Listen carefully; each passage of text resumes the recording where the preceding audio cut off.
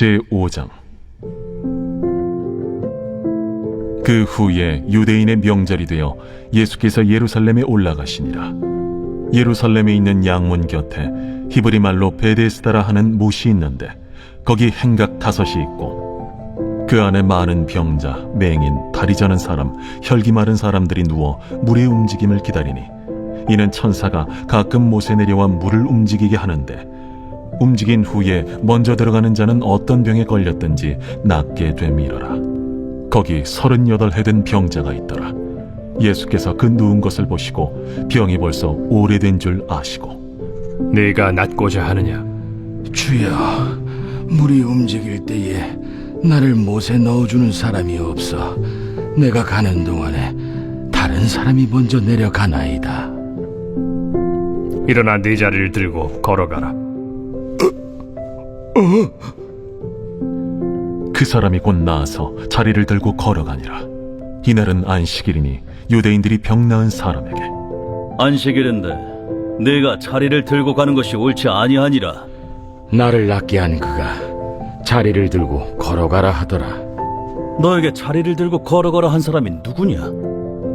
고침을 받은 사람은 그가 누구인지 알지 못하니 이는 거기 사람이 많으므로 예수께서 이미 피하셨습니다.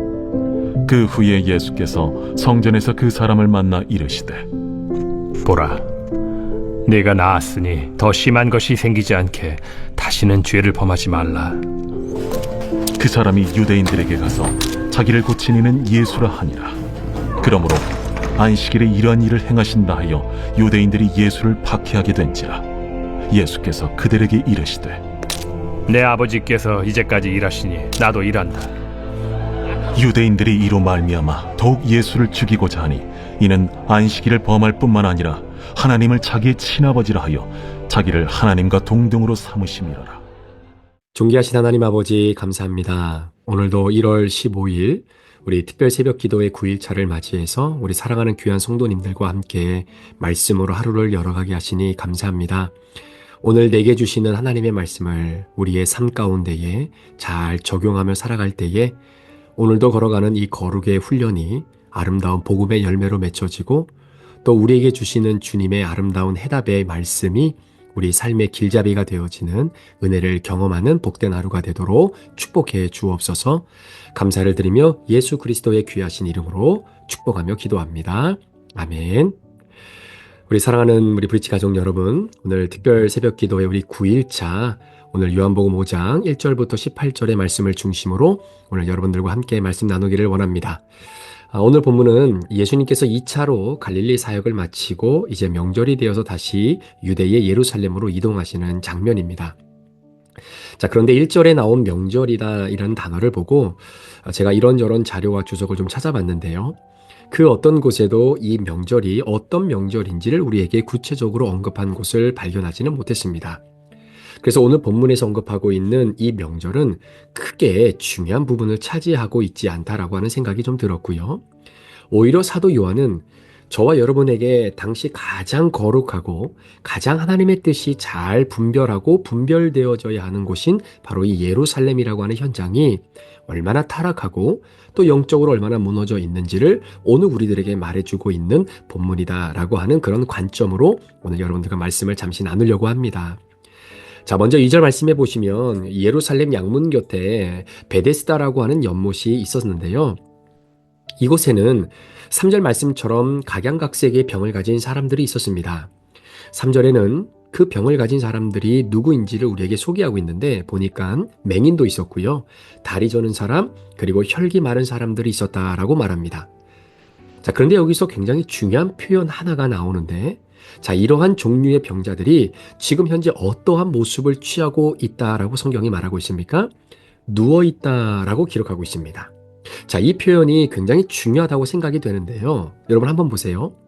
맹인은 앞을 보지 못하는 불편함을 가지고 있는 사람들입니다. 그러나 걸을 수는 있습니다. 예를 들어서 마태복음 9장에 나오는 이 소경들의 이야기처럼 앞을 보지 못하지만 다른 사람의 손을 의지해서 예수님께로 나올 수 있는 여건이 여전히 존재한다라는 사실이에요. 자, 그 다음으로 등장하는 다리를 저는 사람입니다. 자, 주석에 기록된 내용을 보니까 다리를 전다라고 하는 것은 아예 다리가 마비가 되었거나 아니면 중풍병자처럼 아예 거동 자체가 불가능한 상태의 사람을 이야기하는 것이 아니라 걷기는 걷지만 다소 걷는 데에 불편함이 있을 만큼의 그런 병명을 가지고 있는 사람이다라고 하는 것들이 거의 대부분의 주석가들의 의견이죠. 자, 그리고 마지막으로 혈기 마른 자가 나오는데요. 이 병은 등이 굽은 형태를 이야기한다라고 합니다. 그러니까 혈기 마른 상태는 생명에 아무런 지장을 주지 않는 병이라고 해요. 그리고 걷는데도 아무런 큰 어떤 불편을 줄 수 있는 그런 병이 아니다라고 이야기합니다. 자, 그러니까 종합적으로 한번 우리가 생각해 볼 때 오늘 본문에 기록되어 있는 이런 병자들은요, 얼마든지 자신의 병을 치료받기 위해서 지금 이 베데스다라고 하는 연못에 주저앉아 있지 않아도 사실은 되는 사람들이다라는 거예요. 자, 그런데 오늘 본문에 보니까 38년 된 병자가 등장합니다. 혹시 여러분은 이 38년 된 병자가 어떤 병을 앓고 있었는지 혹시 아십니까? 혹시 중풍병입니까? 아니면 맹인입니까? 아니면 혈기가 마른 자입니까? 그런데 우리는 이상하게도 38년 된 병자를 안진뱅이, 즉 아예 걷지 못하는 사람이었다라고 생각할 때가 많아요. 왜 그럴까 한번 생각해 보니까 사도행전 3장에 보면 베드로가 성전 미문에 앉아 있었던 안진뱅이를 고쳐준 사건이 기록되어 있습니다. 자, 그 안진뱅이와 오늘 본문에 기록된 양문 곁에 38년 된 병자와 오버랩이 돼서 나도 모르게 그렇게 그럴 것이다라고 생각할 수도 있겠다라고 여겨지기는 해요. 그런데 그것은 아닙니다. 자, 이유가 뭐냐면 7절 말씀에 보니까 물이 하늘에서 움직일 때 나를 못에 넣어주는 사람이 없어서 내가 가는 동안에 다른 사람이 먼저 내려간다라고 하는 말씀을 볼 때에 정상적인 사람이 걷는 그런 보행의 능력이 다소 제한적인 사람이라는 것을 알 수 있는 거죠. 자, 그렇다고 이 사람이 아예 안진뱅이처럼 걷지 못하는 사람이 아니다라는 겁니다. 또한 이 38년 된 병자가 고침을 받고 난 이후에 예수님이 하신 말씀이 14절 말씀에 기록되어 있는데 이 말씀이 또 굉장히 중요한 의미를 갖고 있는데 한번 보세요. 예수님 말씀하시기를 더 심한 것이 생기지 않도록 다시는 뭐 하지 말라고요? 죄를 범하지 말라라고 하는 말씀을 보면 이 병자는 병리적인 현상으로 인한 병이라기보다는 죄의 지배를 당하고 있는 상태의 병을 오늘 본문이 말하고 있다는 것을 우리가 간접적으로 볼 수 있는 겁니다. 따라서 오늘 성경이 병자들에게 대해서 말하고자 하는 것이 뭐냐면 아무것도 하지 않고 누워있는 현상을 그런 병리학적 현상인 병으로 보는 것이 아니라 죄로 보고 있다는 사실이에요. 자, 그렇다면 여기 나와 있는 이 병자들은 왜 아무것도 하지 않고 누워있는 것을 죄로 보는가? 자, 그 이유를 한번 살펴보자라는 거죠. 자, 좀 전에 말씀드렸듯이 본문에 등장한 병자들은 충분히 고침을 받을 수 있는 시도를 해볼 수 있는 사람들입니다. 그런데 그 모든 노력과 시도조차 다 포기하고 연못에 누워 있었던 이유는 이 연못에 가끔 천사가 내려와서 그때 물이 동할 때에 제일 먼저 그곳에 돌아가는 사람은 어떤 병을 가지고 있더라도 내가 고침을 받을 수 있다라고 하는 이방 종교의 미신을 믿고 있었기 때문이에요. 자, 그러니까 하나님의 말씀. 자, 말씀이 육신이 되어 이 땅에 오신 바로 그 예수 그리스도, 그 예수님을 만나야 내 병이 고침받는다라고 하는 믿음의 아름다운 선포가 아니라 이방 종교에서 가르치고 있는 미신에 완전히 매료가 되어 있었기 때문이다라는 겁니다. 저는 개인적으로 이 미신을 맹종하고 맹신하는 것을 다른 단어로 표현해 본다면 그것은 대박이다라고 표현해 볼 수 있다라고 생각해요. 자, 그러니까 오늘 본문에서 말하는 이 병들은요, 불쌍히 여김을 받아야 하는 사람들의 병이다라고 말하기보다는 한 방에, 진짜 한 큐에 내가 준비하고 노력해야 하는 것도 다 포기하고 그저 물이 동할 때 제일 먼저 들어가서 내 병이 순식간에 낫게 되는 소위 인생 대박을 추구하는 그런 가치관의 죄다라고 하는 사실이에요. 자, 그런데 우리 삶에도 이런 대박병에 사로잡혀 살아가는 사람들이 얼마나 많은지 모릅니다. 걸을 수 있고 일할 수 있고 노력할 수 있는데도 불구하고 들어 누워 있는 사람들이 얼마나 많은지 모릅니다. 자, 예를 들어서 뭐 다는 그런 건 아니겠지만 여러분, 남자는 이 사장님병이 굉장히 심하고요, 여자는 사모님병이 심해요. 특별히 이 목사들 가운데서도요, 이 담임 목사병이 굉장히 심한 사람들이 있습니다. 자, 예를 들어서, 자, 사장님 병이 어떤 걸까요? 자, 우리가 인생을 살다 보면 도전할 때도 있지만 그 도전이 다 성공으로 끝나지만은 않지 않습니까? 실패할 수도 있어요. 여러분, 실패한다는 것은 부끄러운 것이 아닙니다. 여러분, 실패조차도 경험할 수 없을 만큼 아예 시도조차 하지 않는 것이 그게 더 인생의 부끄러운 일이겠죠. 자, 실패를 경험하는 자체가 문제가 아니라, 자, 예를 들어서 내가 성공해서 사장님 자리에 한번 앉아본 사람은요, 사장님 병이 있어요. 자, 이 병의 증상이 뭐냐면 사장 자리에서 내려오고 난 후에도 내가 예전처럼 사장으로 불리지 않고 사장으로서 대접을 받았던 대로 대접을 받지 못하면 사장병 있는 사람은 그걸 못 참아요.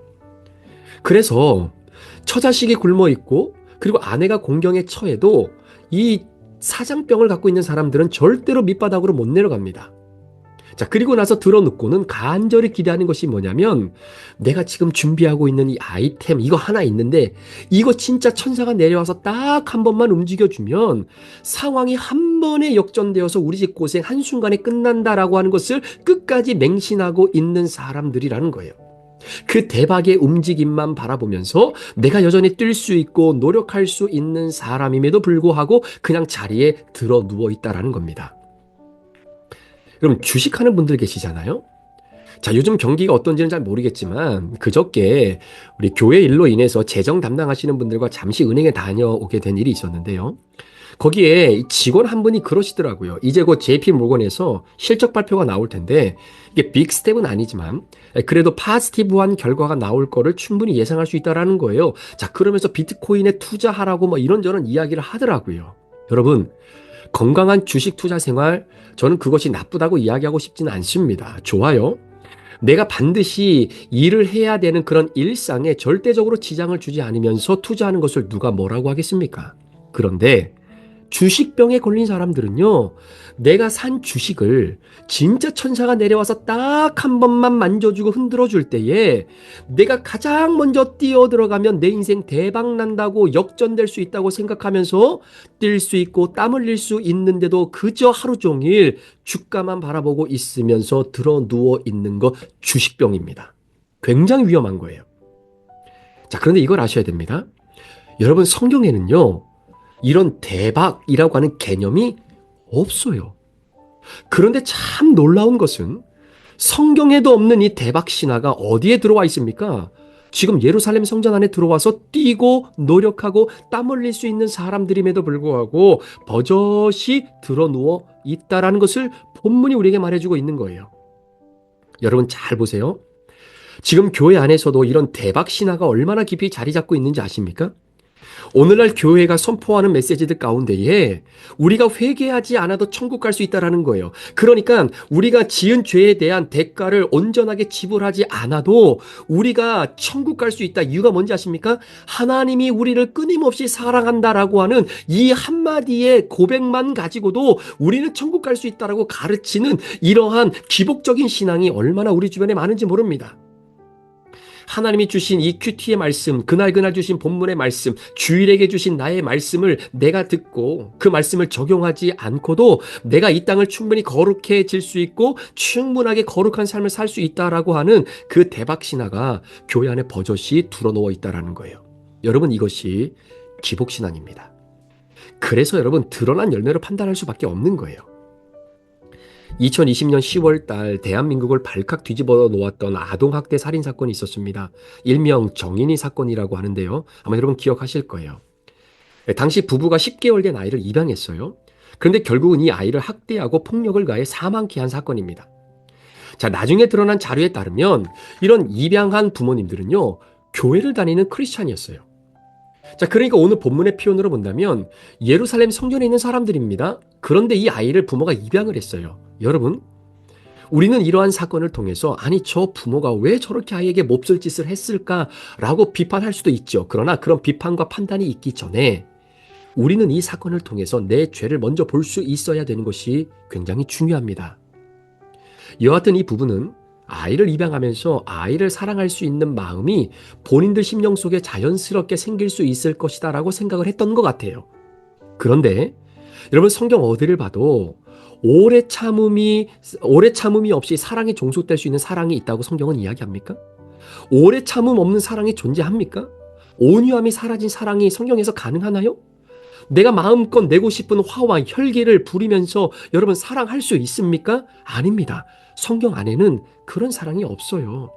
자, 그러니까 정인이를 입양했던 이 부부는요, 내가 죽는 연습, 아이 때문에 내 것을 포기하고 내 것을 헌신하는 그런 연습과 결실이 없이 내가 아이를 낳던 입양을 하던 여하튼 내가 아이를 얻게 되면 내 마음속에 저절로 아이를 사랑하는 마음의 물이 동하기 시작하고 움직이는 대박이 일어나지 않을까라는 생각이 너무나 많았던 거죠. 자녀를 양육하시는 분들은 아시잖아요. 자녀를 사랑하고 양육하는 것은 내 인생의 정말 중요한 결단이고 눈물이고 희생이고 사랑입니다. 여러분 그냥 드러누워 있는 상태로 자녀에게 사랑을 베풀 수 없어요. 여러분 사랑이란 내 손과 발이 일어나 뛰어야 그 사랑이 완성되는 것이지 어느 날 내가 가만히 있는데 천사가 와서 내 안에 사랑이라는 감정을 주입해 주는 일을 여러분 그런 일은 죽었다 깨어나도 일어나지 않습니다. 그런데 입양만 하면 아이를 사랑하는 마음이 생기겠지 하고 데리고 왔는데 영적으로 육적으로 이 부부가 드러누워 있으니까 그 병이 점점 심해지는 거죠. 자, 그런데 오늘 이 병자를 위해서 예수님이 주시는 처방이 무엇입니까? 네 자리를 들고 걸어가라는 거예요. 여러분 잘 보세요. 자, 예수님께서 이 병자를 치유해 주시는 처방이 무슨 표적이 일어났거나 아니면 치유가 됐다는 어떤 그런 이야기가 없습니다. 자, 이 말의 뜻은 뭐냐면 예수님이 야, 너 일어나 걸어. 너 아예 못 걷는 거 아니잖아. 너 이렇게 여기에 들어 누워 있을 만큼 그런 중병 아니잖아. 너 걸을 수 있는 사람이야. 라고 하는 그 사람의 상식을 말해주고 있는 것이고 그리고 지금 걸을 수 있고 뛸 수 있고 부족하지만 내 다리를 가지고 예수님을 만날 수 있는 땀을 흘릴 수 있는 가치가 내게 있는데도 불구하고 그저 물이 동할 때에 제일 먼저 들어가면 내 병이 나을 수 있을 것이다 라고 하는 잘못된 가치관을 향해 우리 예수님이 혼쭐 내주고 계시는 거 아닙니까?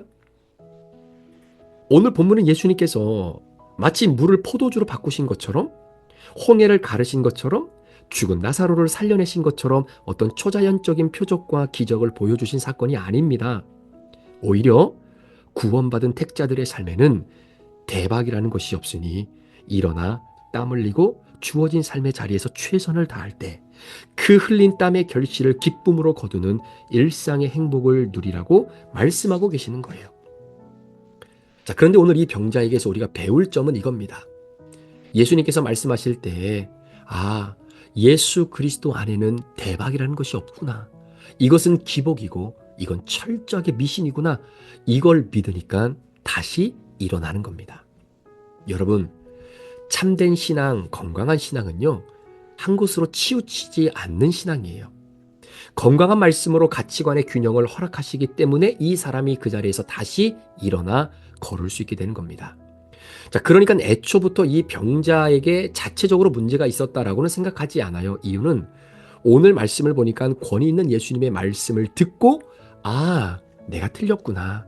내가 지금 이렇게 잘못된 미신과 잘못된 이방 종교의 맹신으로 내가 여기서 지금 이렇게 드러누워져 있구나라는 것을 알게 되니까 예수님께서 하신 말씀을 순종하고 그 순종을 적용할 때 회복을 경험하게 되는 것이죠. 자, 그런데 왜 이렇게 오랫동안 예루살렘 성전 앞에서 주구장창 들어 누워만 있었습니까?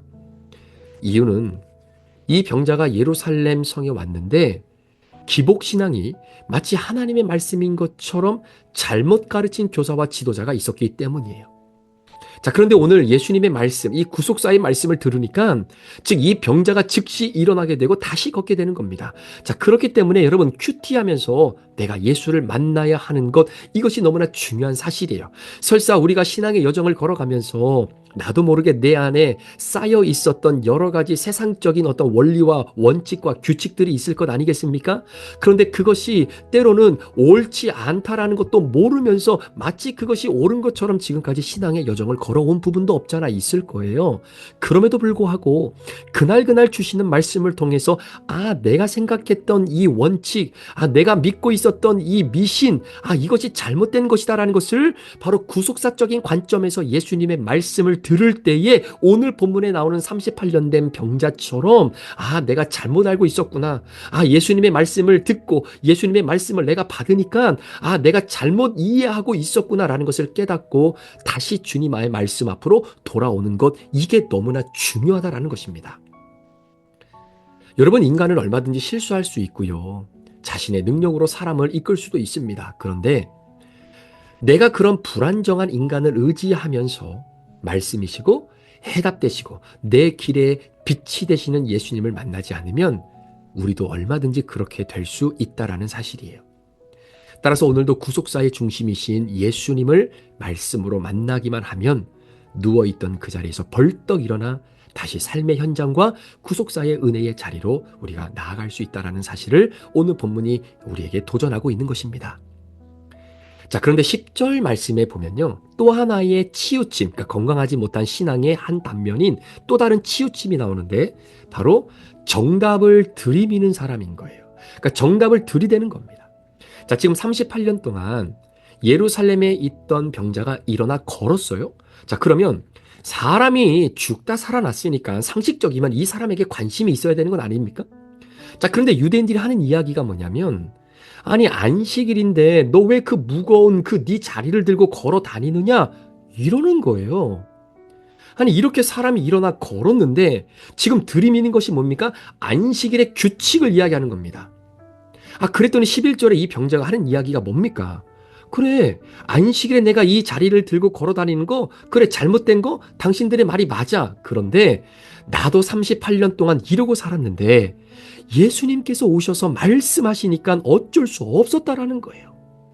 그러면서 이렇게 될 수밖에 없었던 정황을 말해주는데, 그럼에도 불구하고 유대인들은 계속해서 안식일에 왜 무거운 거 들고 다니냐, 안식일법을 왜 지키지 않느냐, 그러면서 계속 정답만 말하고 있는 겁니다. 그런데 이것이 왜 치우쳤다고 하냐면요, 여러분, 그런 거 경험해 보실 거예요. 규칙 지키느라 사람이 죽어가요. 규칙은 사람을 살리지 못하고 계속 누워있게만 만드는 겁니다. 안식일의 규칙, 안식일의 원리, 여러분, 그것이 바로 그런 의미 아니겠습니까? 그러니까 유대인들이 잘못 이해하고 잘못 알고 있었던 잘못된 정보로서의 규칙이 사람 죽이는 거예요. 자, 그러면서 유대인들이 하는 이야기가 뭡니까? 죽더라도 정답을 지키다가 죽으라는 거예요. 여러분, 그러면 그 정답이 무슨 의미가 있겠습니까? 여러분, 이것이 바로 치우치는 신앙이에요. 여러분, 정답이 아무리 좋아도 그 정답에 너무 치우치면 그 정답이 사람 죽이는 겁니다. 예전에 이런 이야기를 들은 적이 있어요. 한 번은 어느 한 전도사님이 그러니까 청소년부 사역을 맡게 되었다고 해요. 그래서 이 부푼 꿈을 가지고 아이들을 잘 양육하고자 하는 그런 열정을 가지고 첫날 예배를 준비하면서 나름대로 깔끔하게 예배 순서를 정리하고 이제 교회를 간 겁니다. 자, 그리고 준비한 대로 사도신경으로 예배를 시작하고 찬송을 부르고 교동문을 읽고 그리고 대표 기도를 하고 설교를 하는데 웬일입니까? 거짓말 하나 안 하고 모든 아이들이 다 자더라는 거예요. 그래서 전도사님이 그 다음 주에 이거 어떻게 아이들을 깨울까 고민하다가 그러니까 본인이 생각했던 그 사역의 첫 출발이 너무나 실망스러운 거예요. 그래서 이 전도사님이 이 아이들을 어떻게 깨워놓을까 고민하다가 내린 결론이 뭐냐면, 보통 예배를 마칠 때 주기도문 하잖아요. 그런데 그날은 이 전도사님이 사도신경으로 예배를 시작한 것이 아니라 주기도문을 먼저 하면서 예배를 시작한 거예요. 그랬더니 갑자기 아이들이 웅성웅성거리면서 오늘 전도사님이 긴장하셨나 봐. 예배를 시작하는데 주기도문을 하시네. 사도신경 해야 되는데. 그렇게 이야기하면서 자지 않고 깨어있더라는 거예요. 그래서 그 다음 주일에는 이 전도사님이 예배를 5분 만에 끝난 겁니다. 5분 만에. 그랬더니 아이들이 어리둥절하면서 전도사님 예배 끝났어요? 그때 전도사님이 응, 끝났어. 이제 집에 가. 그러니까 아이들이 갑자기 혼란스러워지더라는 거예요. 그리고 그 다음 주에 전도사님이 말씀하시기를, 얘들아, 내가 예배 순서를 몰라서 예배를 시작할 때 주기도문으로 시작한 것이 아니고 내가 설교를 준비하지 않아서 예배를 5분 만에 끝낸 것이 아니라 너희들을 깨워 말씀 듣고 예배에 집중하게 하기 위해서 그런 거야 라고 말씀을 하셨다고 그래요. 아이들을 깨우기 위해서 때로는 정답을 벗어나 애를 쓰고 노력하면서 사역을 하셨다라는 거예요. 자, 그랬더니 시간이 조금씩 지나면서 아이들이 적응하기 시작하고 결국에는 원래 정답이었던 예배 형태를 잘 유지하며 나아갈 수 있었다라고 이야기합니다. 여러분, 저는요, 아이들을 깨워보겠다고 이렇게 노력하는 부교역자도 참 대단하지만 사실 진짜 보수적인 교회에서 예배의 틀을 깨고 새로운 방향과 방법을 시도한다는 것 그거 쉽지 않습니다. 저도 경험해봐서 알거든요. 그럼에도 불구하고 이런 전통과 정답을 잠시 깨서라도 아이들을 살려내고자 하는 그 부교역자의 바람과 열정을 믿어주고 그렇게 할 수 있도록 길을 열어주었던 그 교회 담임 목사님이 정말 대단한 분이라고 생각해요. 여러분, 그 담임 목사님이 누군지 아십니까? 바로 고 옥하는 목사님이세요. 정해진 원칙, 룰에 따라 진행해야 되고 나한테 허락받지 않고 진행되는 모든 것은 정답에서 틀렸다라고 말하는 그 원칙에서 잠시 벗어나 사람을 살리고 예배를 살리고 모두를 살릴 수 있는 아름다운 결과를 믿음으로 볼 수 있는 눈이 바로 그 부교역자, 그게 바로 이찬수 목사님이거든요. 그리고 고 옥하는 목사님의 눈에, 그리고 저와 여러분의 눈에 있기를 소망합니다. 사랑하는 성도 여러분, 정답 중요하지요. 정답이 잘못됐다고 무시하는 것은 아닙니다. 그러나 정답보다 더 중요한 것은 사람을 살리는 것이고 영혼을 구원하는 것입니다. 그렇다고 정답을 완전히 무시하면서 하자는 것은 아니에요. 하지만 때론 영혼을 살리는 일에 정답을 잠시 뒤로 미룰지라도 그 훗날 그 정답은 훨씬 더 아름다운 복음의 열매, 예배의 열매를 가져다 주는 것을 우리가 믿음으로 함께 바라볼 수 있는 마음이 잘 준비되어 있는 우리 모든 성도님들이 되었으면 참 좋겠습니다. 오늘 하루, 오늘 우리에게 주신 이 복음의 메시지를 우리가 마음에 품고 여러분들이 하루를 출발하시면서 이런 적용의 질문을 한번 주님 앞에 고백하며 살아가면 어떨까요? 나는 여전히 대박을 꿈꾸고 신앙의 여정을 걷고 있지는 않은가? 나는 그 대박을 꿈꾸면서 마치 천사가 내려와서 내 마음의 물을 동할 때에 정말로 내가 천국을 소망하고 이 땅에 대박을 꿈꾸며 살아가는 그런 신앙의 자세의 모습은 있지 않을까? 사랑하는 여러분, 예수 믿는 사람들, 사업, 직장, 우리에게 맡겨진 일상 최선을 다해서 감당해야 됩니다. 우리 하나님은 그렇게 일상에서 흘린 땀의 결과를 온전하게 누릴 수 있게 허락해 주시는 것이 바로 그것이 하나님의 삶의 방법이고 지혜인 것이죠. 혹시 우리가 한순간에 하나님을 깊이 알기를 원하고 한순간의 대박으로 인해서 내 신앙이 완전히 점프하기를 원하는, 그래서 큐티도 하지 않고 예배도 제대로 안 드리고 기도도 하지 않으면서 그저 교회만 오래 다녔다라고 하는 이유로 내 신앙이 완전히 저기 레벨이 엄청 올라가 있는 그러한 신앙의 소유자로 우리가 혹시 대박을 꿈꾸고 있지는 않으신지요? 성경에는 대박의 개념이 없습니다. 이 시간 우리가 함께 하나님 앞에 이 말씀을 붙잡고 또 기도하며 나아갈 때에 하나님 혹시 대가를 지불하지 않는 복음, 대가를 주님 앞에 철저하게 고백하지 않고 얻어내는 바로 그 구원과 천국, 그러한 내 마음속에 세상적인 대박의 어떤 맹신, 이런 부분들이 있다면 주님 용서하시고 오늘도 한 걸음 한 걸음 조금씩 말씀으로 훈련받고 오늘도 주어진 이 하루를 성령의 은혜로 하루를 잘 살아가는 저와 여러분 되시기를 우리 구주 예수 그리스도의 이름으로 간절히 축원합니다. 기도하시겠습니다. 하나님 아버지, 성경 안에는 대박의 개념이 없습니다. 우리가 인생을 살아가면서 주님을 믿는다라고 하면서도 인생의 대박을 꿈꿀 때가 있습니다. 그래서 이렇게도 해보고 저렇게도 해보고 여러 가지 방법을 동원해서 살아보지만 우리 주님은 그렇게 대박 주시면 내 믿음과 신앙이 땅바닥으로 곤두박질 칠 수밖에 없고 내가 무너지고 황폐해질 수밖에 없다는 것을 너무나 잘 아시기에 하나님은 인내와 시간을 우리에게 허락하십니다. 주님, 오늘 우리 살아가는 귀한 성도들 대박의 그 맹신을 다 내려놓고 하루하루 주어진 본문 말씀을 묵상하고 큐티하는 이 놀라운 영적인 연단의 훈련 과정이 쌓이고 쌓여 하나님 우리의 심령 속에 하나님의 놀라우신 은혜를 마음껏 어떠한 환경 속에서도 무너지지 아니하는 그 믿음을 소유하는 자로 거듭나며 살아가는 복된 하루의 일생이 되도록 축복해 주옵소서. 감사를 드리며 예수 그리스도의 존귀하신 이름으로 축복하며 기도합니다. 아멘.